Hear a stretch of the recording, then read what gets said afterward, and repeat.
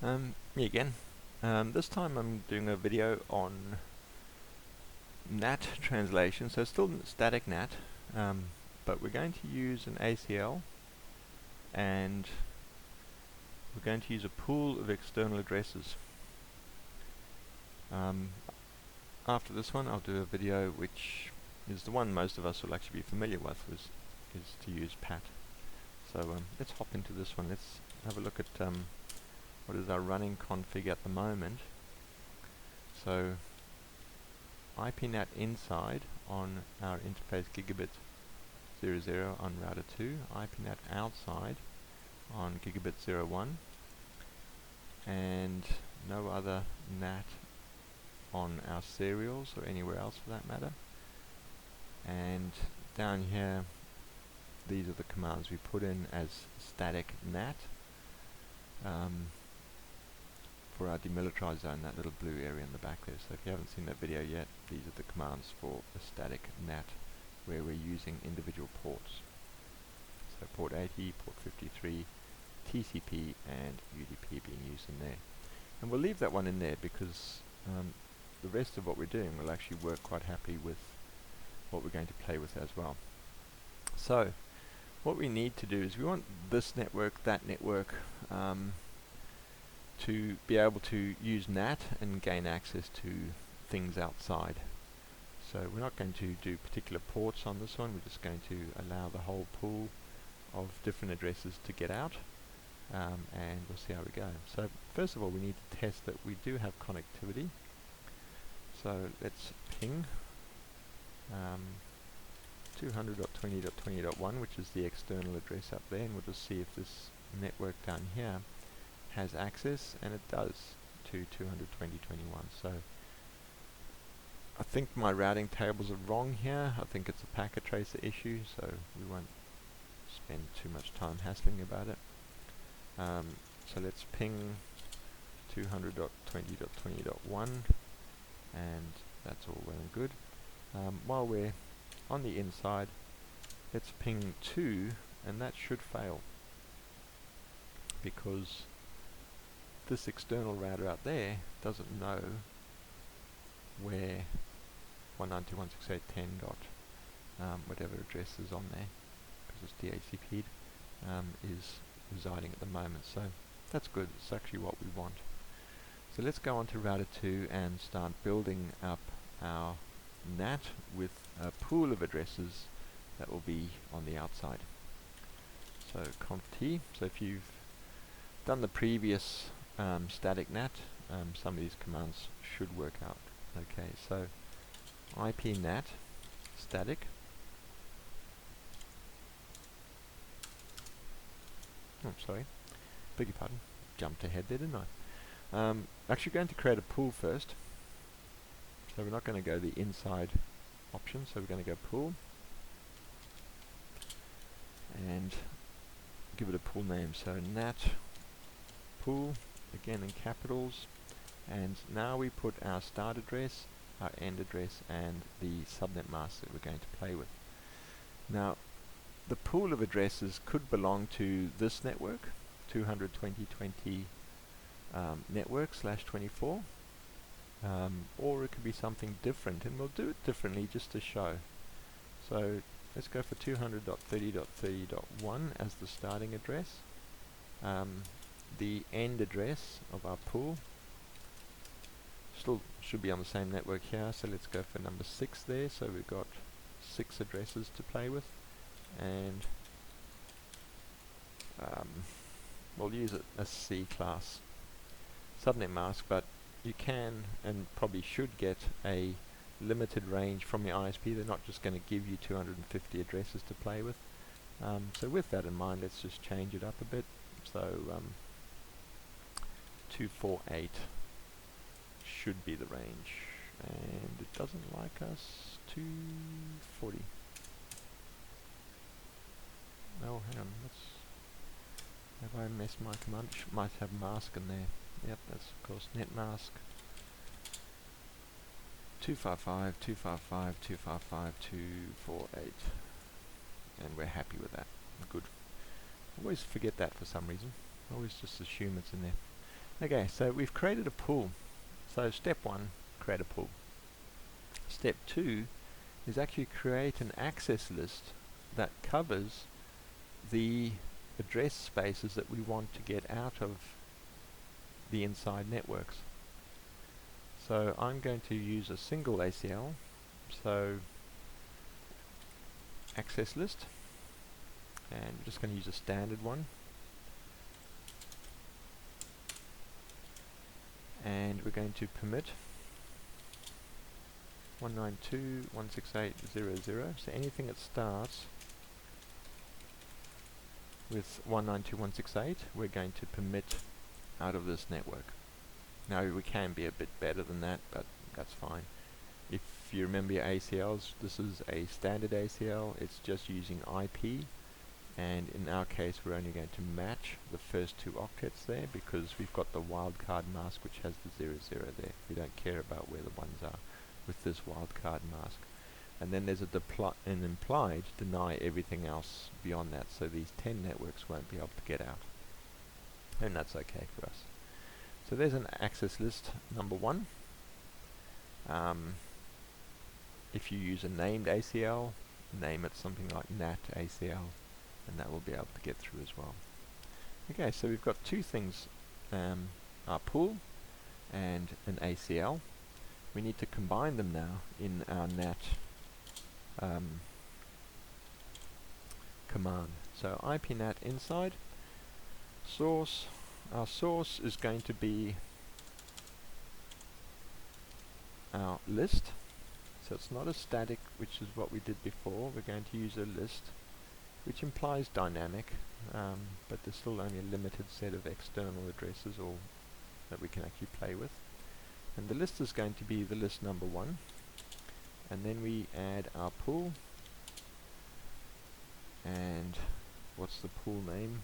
We had it up there, NAT pool. So NAT-pool, and what are we going to do with it? That's it. Now I've put a question mark in there, and this is the overload option, and we'll talk about that overload option in the next video, which is actually running port address translation. But in this case we're just still using network address translation. Control Z, sorry. So let's show IP NAT translations, and we've still got our one-to-one forwarding. This should be correct. It's just no traffic has gone through, I'm hoping. But there's a couple of things we still need to do to get this thing running. So for step 3, what we're going to do is, or actually step 4, we've done step 3. Step 4 is to make sure that all interfaces on the inside are defined as IPNAT inside. Now these 2 interfaces, which will have this data coming into it, these 2 serials need to have that added to it, so let's go into that. So conft, so interface serial 000, IPNAT inside, and the same for serial 001 and IPNAT inside for that as well. So nothing should change there. Let's see what happens if we now ping 200.20.20.2, which is this address out here. That should fail actually, and I'm hoping it fails up there. Hopefully I don't have a config error. So we've got a timeout there. Let's have a look at our router. Show IPNAT translations. Good. We do have translations going through.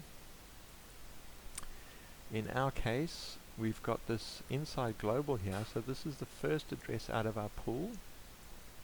So 230.31. Our inside local is 192.168.20.31, and the outside local and outside global are the same. 200.20.22 is that address there. So our NAT is configured correctly. So what's the problem?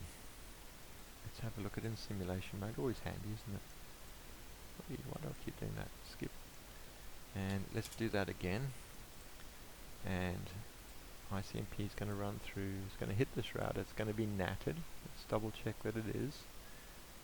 Outbound is coming from 230.31 is the source IP, so that's good. Destination is 220.22, still the same. Goes up to that router, and that router should kill it. The reason is, in this router,